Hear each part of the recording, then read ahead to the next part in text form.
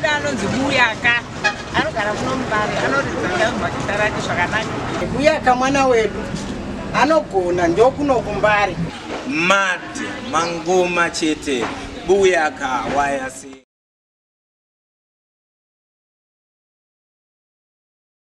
Royal Dynasty. Royal Dynasty. Orwachana. Basta Fico. Kilodi Baba.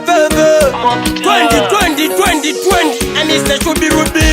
Tishkeo. Tipindeo. Tinanzi Buyaka ndoda mundiziveo. Aninga kusvike nekupinda ndakarairwa ndiri mwana netsika. Ndinobva kuMbare kwakabva mukomakina. Vana chalafu naemburesi masina. Vana kilatikwa vairidza futi. Ndiwo mazuva akanetsa mapanditi. Ipapo ndakanga ndiri muyuti. Zvinhu zvakaoma tichirarira maputi. Asi shungu dzanga dziri dzekungoti. Ndichaimba ndoita mbiri ndotora mugoti. Orwachane ikoko kwakabva. Madhara ndiko kwandinobva. Vamwe vakauya vachienda. Vana Raspombi vaiva netarenda. Ikoko kwakabva. Madhara ndiko kwandinobva. Vamwe vakabuka keto. Apa ndauya kuti ndimire neketo. Kana vaiti ndivo vega vane chipo. Takangonyararawo wasi tiriko. Apa ndauya kuti ndidifende taito. Nengoma chaidzo ndeyandimbe kwaito. Mafanzi wonditi usasarenda. Buyaka uri keto defender. Usanete vachakutenda ivovo vakayenda tisu takavasenga. Ikoko kwakabva. Madhara ndiko kwandinobva. Vamwe vakauya vachienda. Vana Raspombi vaiva netarenda. Ikoko kwakabva. Madhara ndiko kwandinobva. Vamwe vakabuka keto. Apa ndauya kuti ndimire neketo.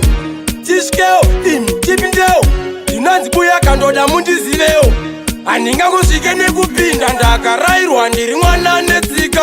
Ndinobva kuMbare kwakabva mukomakina. Vana chalafu naemburesi masina. Vana kilatikwa vairidza futi. Ndiwo mazuva akanetsa mapanditi. Ipapo ndakanga ndiri muyuti. Zvinhu zvakaoma tichirarira maputi. Asi shungu dzanga dziri dzekungoti. Ndichaimba ndoita mbiri ndotora mugoti. Orwachane ikoko kwakabva.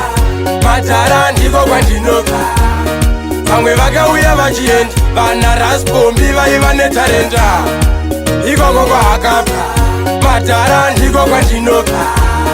Vamwe vakabuka keto. Apa ndauya kuti ndimire neketo. Monster.